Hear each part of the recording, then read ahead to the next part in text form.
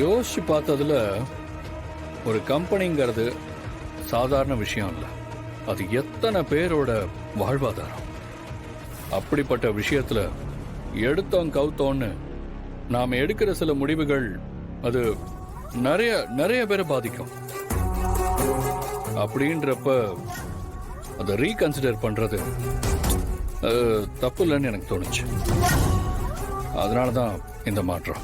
Sir, இப்போ நீங்க சொன்ன எல்லா விஷயத்தையும் முதல்லயே கன்சிடர் பண்ணிட்டு இந்த டீலை மார்க்கெட்டுக்கு அனுப்பியிருக்கலாம்ல.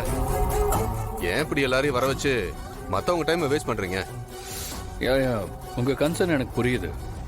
அதுக்காக நான் எல்லார்கிட்டையும் மன்னிப்பு கேட்டுக்கிறேன். நான் விற்கிற ஐடியால இருந்ததால தான் இந்த ப்ரொபோசலையே கொண்டு வந்தேன். இப்போ சாரி, நான் என் மனசை மாத்திக்கிட்டேன். அதனால தான் உங்க எல்லாரையும் நேர்ல பார்த்து இந்த விஷயத்த சொல்லிட்டு போலான்னு வந்தேன். What is the reason for this?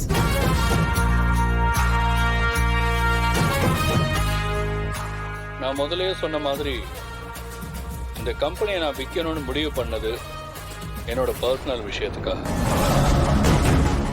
ஆனா இப்ப நான் வேணான்னு முடிவு பண்ணிருக்கிறது என்னை நம்பி இருக்கிற, இந்த கம்பெனியை நம்பி இருக்கிற என்னோட ஒர்க்கர்ஸ்க்காக.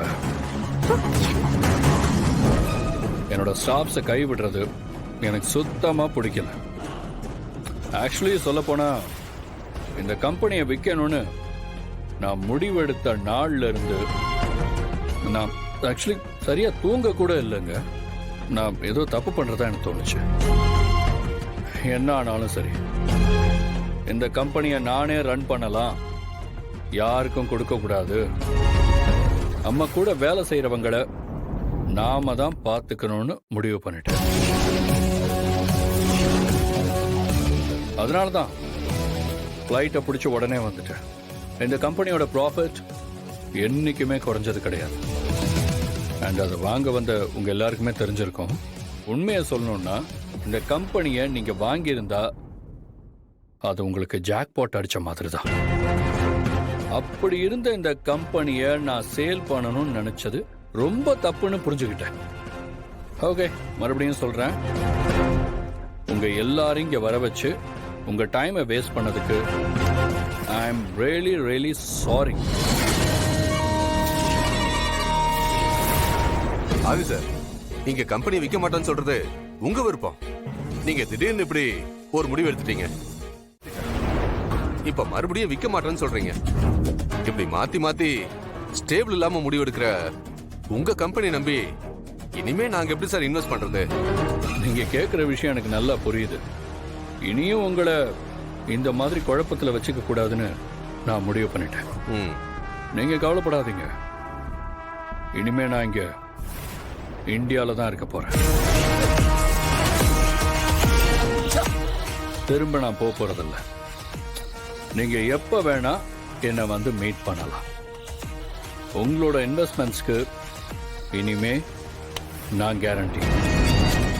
இனிமே நீங்க போடுற பணத்தை விட 2 மடங்கு இல்ல 10 மடங்கு லாபத்தை நானும் இந்த கம்பெனியும் உங்களுக்கு திருப்பி தரப்போறேன். நீங்க தாராளமா என் வார்த்தையை நம்பி இன்வெஸ்ட் பண்ணலாம். என்னங்க என்னங்க நடக்குதாங்க? இத்தனை வருஷமா நான் கட்டி காப்பாத்திட்டு இருந்த என் கோட்டையை உடைச்சிட்டு அந்த ஆதி பைத்தியக்கார மாதிரி இவன் பாட்டுக்கு என்னென்னமோ பேசிக்கிட்டு இருக்கான். அப்படின்னா அப்படின்னா அவனுக்கு கிளம்பி ஞாபகம் வந்துருச்சா? எப்படிங்க எப்படிங்க இது நடக்கும்? அவன் எப்படி கரெக்டான டைம்க்கு அங்க வந்தான்? எனக்கு ஒண்ணு புரியல பவானி. இத்தனை வருஷம் இல்லாம இவன் எப்படி திடீர்னு நீங்க வந்தான்? ஒண்ணுமே புரியலையே. நாம எங்க கோட்டை விட்டுருக்கோம்? உங்களுக்கு வேற எந்த சந்தேகமும் இல்லையே? முக்கியமா என்ன நம்புறீங்கல்ல? இவ்வளோ நாளும் இதை பண்ணாம இருந்ததுக்காக நான் வருத்தப்படுறேன். நான் எப்பவும் உங்க பாஸ் தான், அதை மறந்துடாதீங்க. இப்படி நீங்க கிளாரிட்டியோட பேசுறப்போ இனிமே நாங்க உங்களை முழுசா நம்புறோம் சார். ஆதி, நான் உங்க கம்பெனியை வாங்குறதுக்காக தான் வந்தேன். பட் அது நடக்காதுன்னு இப்போ தெரிஞ்சு போச்சு. உங்களோட இந்த முடிவை நான் பாராட்டுறேன். என்னங்க நீங்க சைன் பண்ண டாக்குமெண்ட்ஸ். ஐயோ அண்ணா ஃபைல். ஆதி சிக்னேச்சரை பார்த்துட்டானா எல்லாமே முடிச்சு போயிரும் பவானி.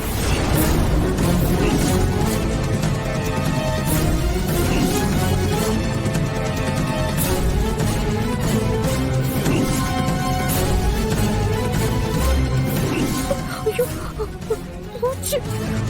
ஆதி மட்டும் அந்த ஃபைல பார்த்தா கண்டிப்பா தான் இது சைன் வாங்கின ஃபைல்னு தெரிஞ்சிடும். கடவுளே எங்க போய் முடிய போகுதுன்னு தெரியலையே.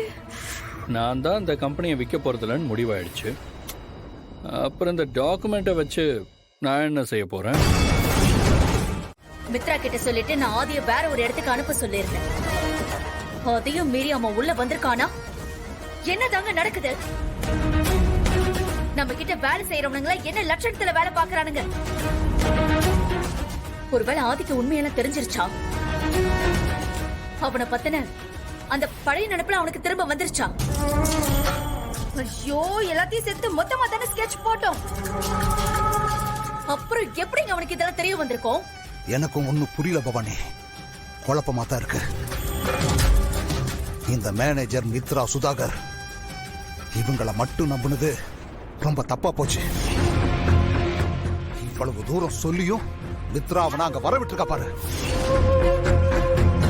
பவானி நீ டென்ஷன் ஆகாத, பாத்துக்கலாம் விடு. இதுக்கப்புறம் என்னத்தை பார்க்க சொல்றீங்க?